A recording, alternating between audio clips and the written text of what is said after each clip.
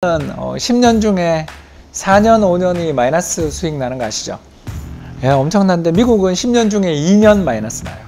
다만 이 시장이 무조건 좋다라고 해서 다 그냥 미국 주식은 안정적이니까 사라고 하기에는 개별 주식 리스크는 너무너무 크잖아요.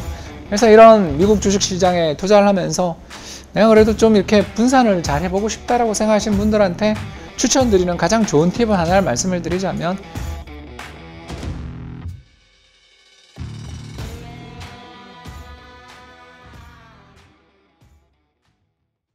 파란 선이 우리나라의 환율 변화이고요. 여기 나오죠.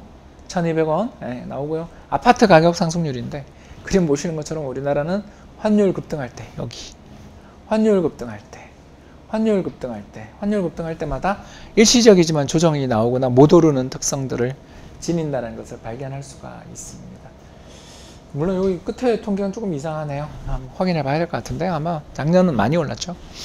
아마 한 해 정도 데이터에 약간 문제가 있는 것 같습니다만, 뭐 그런 건 중요하지 않고요. 핵심은 뭐다? 환율이 급등하는 시기에는 부동산도 좀 못 오르는 경향이 있다 정도. 빠지는 시기들도 있죠. 그런 것들을 염두에 놓고 생각하면 오늘 이제 여러분한테 드릴 수 있는 팁이 대충 나온 것 같죠. 먼저 주식 비중이 되게 높다. 그러면 미국 국채에 대해서 공부를 조금 해보자. 그래서 또 스위칭 전략도 방법이 있는데, 스위칭이 무서우면 짬짜면 짬뽕도 먹고 짜장면도 먹자. 분산하자라는 게 되겠고요. 두 번째, 부동산이 저는 되게 많은데 이 부동산을 팔려니까 팔고 난 다음 더 오를 수도 있고, 또 팔고 나면 나 어디 가서 살아야 되나에 대한 걱정도 있고 해서 부동산을 팔기 어렵습니다 라는 분들한테는 여유자금 생길 때마다 또 투자에 자신이 있으시면 대출 받아 있는 돈 중에 일부를 달러 자산에 좀 운용을 해보는 것도 방법이 되겠죠. 그런 식의 말씀들을 드릴 수가 있었습니다. 이상으로 오늘 여러분들 모시고 하는 강의의 핵심적인 내용은 다 했고요. 이 강의를 들으면서 난 좀 이게 찝찝한데, 나 이게 좀 궁금한데, 이런 게 있으시다면 오늘 여러분들 강의 들으러 오신 분들의 질문을 열심히 한번 제가 또 답변을 드리도록 하겠습니다. 편하게 말씀해 주시면 감사하겠습니다. 예, 그 강의에 대해서 잠깐 말씀을 드리자면, 작년 이맘때 미국 리츠 사라고 제가 강의를 올리면서 한번 설명했었는데, 그래도 1년 지났으니까 업데이트 해드린 겸해서 말씀을 드리자면, 미국 주식시장 잘 갈 때 리츠가 잘 가는 경우도 있지만 잘 못 가는 경우가 꽤 있어요. 가장 대표적인 시기가 2020년이었습니다. 2020년 미국 주식시장이 바닥 찍고 쭉쭉 오르고 있는데, 그때 연간 리츠의 수익률이 마이너스였어요. 이런 일들이 벌어지게 됐던 가장 큰 이유는 결국 사람들이 성장주로 몰릴 때, BBIG 혹시 기억나세요? 배터리, 바이오, 인터넷, 게임. 우리는 또 뭐였죠? 세 가지였는데 카카오, 네이버, 하나 더 있었잖아요. 쿠. 그죠? 네카쿠. 뭐 이렇게 하면서 성장주로 시장의 자금들이 몰릴 때 부동산에 투자해서 임대료 받는 비즈니스에 대해서 어떤 생각을 갖게 될까요? 저게 뭐야? 이렇게 생각하겠죠. 그렇죠. 그래서 좀 이 리츠는 가치주의 성격도 좀 있어요.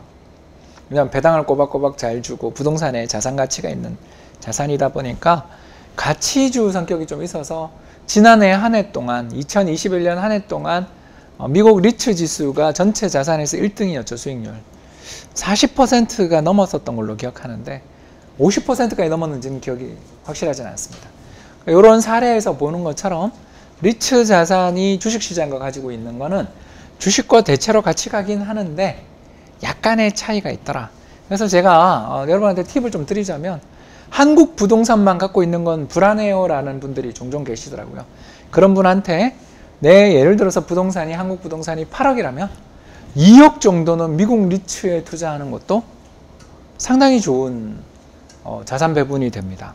왜 그러냐 하면, 우리나라 부동산 시장하고 미국 리츠 시장이 가격이 반하의 방향이 좀 다르게 움직인다는 것도 있지만, 리츠가 배당을 워낙 잘 주니까, 현금을 꼬박꼬박 제공해 주니까, 그 분배금이 들어오니까 그걸 이용해서 꼭 리츠를 팔지 않더라도 한국 부동산 시장에서 어떤 변화가 생기더라도 그때 이걸 종잣돈 마중물로 쓸 수 있는 그런 여력들도 있고, 그래서 그런 것 같아요. 그래서 여러분한테 지금 질문 주신 것처럼 한국 부동산과 미국 주식이 참 좋은 짝인데, 미국 주식은 무서워요라는 분들이 계시니까 그분들한테는 배당 빵빵하게 잘 주는 미국 리츠를 분산 투자하는 것도 좋은 자산 배분 짝이 될 수 있다고 생각합니다.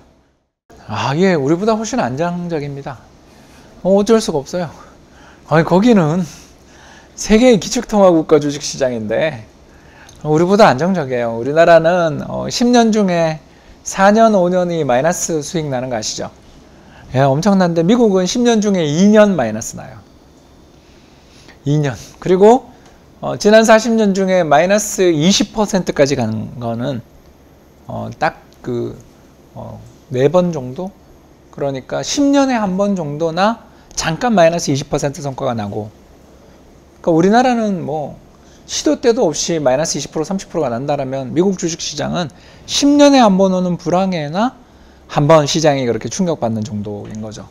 그래서 미국 주식시장 역사상 지난 1980년부터 주식시장의 수익률 이런 거 한번 조사를 해보면 1987년 블랙먼데이라든가 1991년에 있었던 걸프전, 2000년, 2001년에 있었던 정보통신 거품이랑 9.11 테러, 2008년 글로벌 금융위기, 그리고 2018년에 있었던 미중 무역 분쟁, 이런 아주 굵직굵직한 사건이 벌어져야만 마이너스 손실이 나고 또 마이너스 손실 폭도 확대돼요. 이런 거 보면 미국 주식시장이 참 좋은 시장이죠. 다만 이 시장이 무조건 좋다라고 해서 다 그냥 미국 주식은 안정적이니까 사라고 하기에는 개별 주식 리스크는 너무너무 크잖아요. 왜 그러냐면 우리 뭐 가장 대표적인 게 로빈후드 주가 한번 쳐보세요. 진짜입니다. 어마어마하죠. 예. 혹시 또 여러분들이 뭐 많이 들어본 주식들 중에서 또 하나 이야기를, 오늘 차트를 집에 가서 쳐보시면 좋은 게 아크K 같은 거. 그죠? 예. 그 캐시우드가 운영하는 아크 자산운용 이노베이션 펀드들, 이런 것들 보면 고점에서 50% 빠져 있어요. 펀드가 50% 빠질 수도 있어요. 그게 미국 주식시장의 특성입니다. 그러니까 전체로 보면 안정적인데 개별 주식은 난리도 아닌 시장이죠. 그래서 이런 미국 주식시장에 투자를 하면서 내가 그래도 좀 이렇게 분산을 잘 해보고 싶다라고 생각하시는 분들한테 추천드리는 가장 좋은 팁을 하나를 말씀을 드리자면, 미국 주식도 주식만 사는 게 아니라 4개 정도로 자산군을 분리해 보면 어떠냐, 이렇게 저희는 이야기를 많이 하는 거죠. 그래서 첫 번째 자산군이 뭘까요? 당연히 그죠, SPY, S&P 500에 투자하는 펀드죠. 그죠? SPY 하나 사시고, 또 하나는 나스닥에 투자하는 펀드 있죠. QQQ 있죠. 자, 이걸 2개는 근데 변동성이 되게 크잖아요. 좀 겁도 나고 무섭죠. 그러면 하나는 우리 리치 펀드 배우셨죠? VNQ. 그죠? 또 하나는 IEF 이런 걸 사든가, 또는 방금 선생님 말씀하신 REM 사는 것도 방법이겠죠. 이런 식으로 주식을 산다라는 것만 하면서 한쪽에만 베팅하는 게 아니라 나스닥도 사고 S&P도 사고 리츠도 사고, 그리고 리츠 중에서도 모기지 펀드에 투자하는 리츠도 사고, 이렇게 하면 이게 포트폴리오가 꽤 나쁘지 않은 성과가 나오는 포트폴리오가 되는 거죠. 이게 그 유명한 미국 시장에서 맨날 하라는 6대4 포트폴리오를 비슷하게 만든 거죠, 제가. 6대4가 뭐냐면 60%는 주식, 40%는 채권에 투자해라. 그러니까 미국에서도 그렇게 투자하라고 막 그러거든요. 그런 포트폴리오를 짜라고 이야기를 많이 합니다. 미국 사람들조차. 근데 우리가 해외 사람이 미국에 투자하면서 전부 다 올인을 주식에 해버린다. 그건 좀 리스크 있잖아요. 그죠? 그래서 아까 리츠는 주식과 채권의 반반 성격을 지니니까 좀 사고, 나머지 25%는 채권. 이런 식으로 투자해보는 것도 방법이고요. 또 하나, 젊은 분들한테, 나 공부 좀 하겠다라는 분들한테 좋은 투자처를 하나 더 설명을 드리자면, 질문 나온 김에 하는 거죠. 요걸 사는 거죠. 얘 보이나요? 정크본드라고. 얘도 되게 매력 있는 투자 수단이거든요. 티커를 읽어드리겠습니다. HYG. YG. 예, 하일드 펀드라는 뜻입니다. 이름이 멋있죠? 고수익 증권. 근데 고수익이지만 투기 등급이야. 이름에 언어의 마술사예요, 미국 애들도. 정크본드 이러면 누가 사요? 그러니까 고수익 채권, 하이힐드 본드 이렇게 이야기하는 거죠. 상당히 수익이 좋은 자산입니다. 근데 요거는 주식이랑 같이 움직이는 성향이 있으니까 전체 자산의 대부분을 넣는다기보다는 재미삼아. 또 하나 더 말씀을 드리자면 PG 같은 회사들도 참 좋잖아요. 프록터앤갬블 정말 잘 가죠, 그죠? 이런 회사들이 있습니다. 코카콜라나 존슨앤존슨이나 이런 회사들의 특성이 뭡니까? 어마어마한 좋은 브랜드들을 가지고 있고 로열티를 받는 특허를 가지고 있어서 어떻게 해요? 이 양반들은 그냥 배당을 너무너무 잘 주죠. 그러니까 이런 회사들을 가지고 가는 것도 좀 방법입니다. 근데 이제 제가 아까 이야기한 것처럼 개별 종목 투자를 함에 있어서 첫 출발이 테슬라도 참 좋은 선택이겠지만 애플도 참 좋은 선택이겠지만 배당 잘 주는 펀드들도 한번 배당 잘 주는 기업들도 한번 투자에 고민해 보면 투자가 너무너무 쉬워지고 재밌습니다. 저 같은 경우는 개별 종식 몇 번 이야기했지만 전체 제 개인 전체 자산의 개별 주식 투자의 비중은 1% 정도에 불과하고요. 저는 그러니까 주식 샀다는 이야기를 할 때가 대부분이 개별 주식 매매를 하는 거고 그건 제 자산의 1%입니다. 나머지 99%는 어떻게 하냐? 부동산에 일부 잠겨 있고 나머지는 전부 다 펀드예요. 저조차도 이 다양한 펀드들에 투자하는 재미가 너무 쏠쏠해서 참 좋고요. 여러분들도 아마 저랑 같이 이게 공부해가고 또 유튜브도 들으시고 패밀리 스터디 하시면 크게 깨먹지 않으면서 한번 시장에 찬스 올 때마다 불어나는 요 기쁨을 누릴 수 있을 거라고 믿습니다. 답이 됐는지 모르겠습니다. 알리에 물었다가 되게 답이 길죠, 그죠? 그 연준의 그 의장인 제롬 파월 의장이 청문회를 1년에 해요.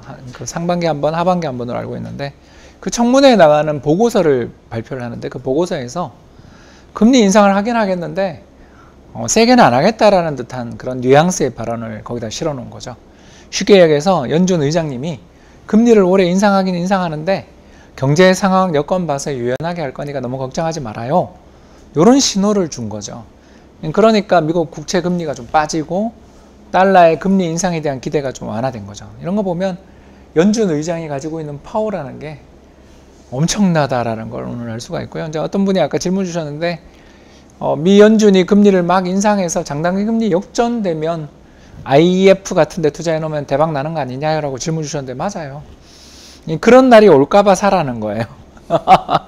너무나 당연한 이야기죠. 그러니까 미 연준의 금리 인상이 단행돼서 미국 국고금리보다 정책금리가 올라가는 시기가 오잖아요. 시장에서 결정되는 금리보다 정부 정책금리가 올라가게 되면 이게 장단기 금리 역전이라고 부르는데 이게 오면 그 뒤에 불황이 오거든요.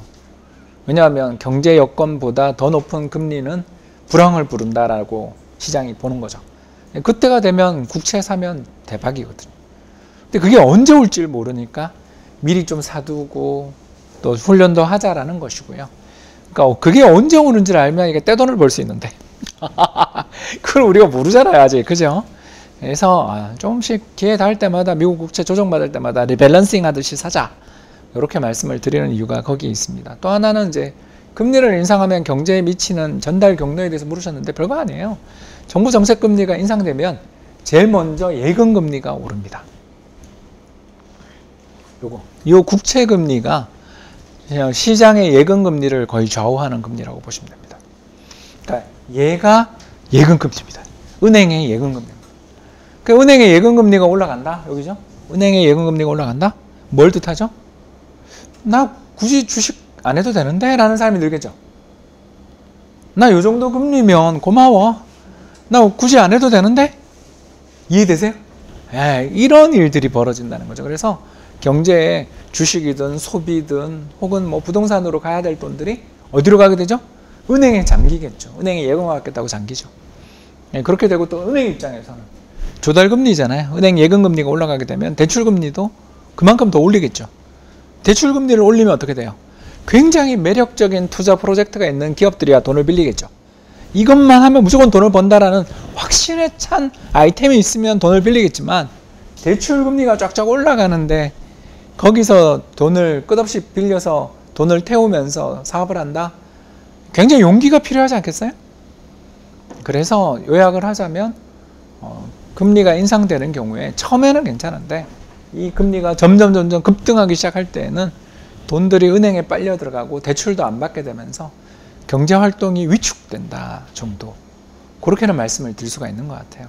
따라서 미국의 중앙은행의 금리 인상이 초기에 단행될 때는 이건 경기가 좋아서 인상하는 거니까 문제가 없는데 이런 스파이크 보이시죠? 한 방에 막 급등하기 시작하는 시기들이 오면 시장이 새파랗게 질린다. 혈액 부족에 의한 어떤 여러 가지 문제들이 생긴다라고 볼 수가 있겠습니다. 네, 여러분 지금까지 경청해 주셔서 대단히 감사하고요. 2022년 올해 한 해도 잘 부탁드리겠습니다. 감사합니다.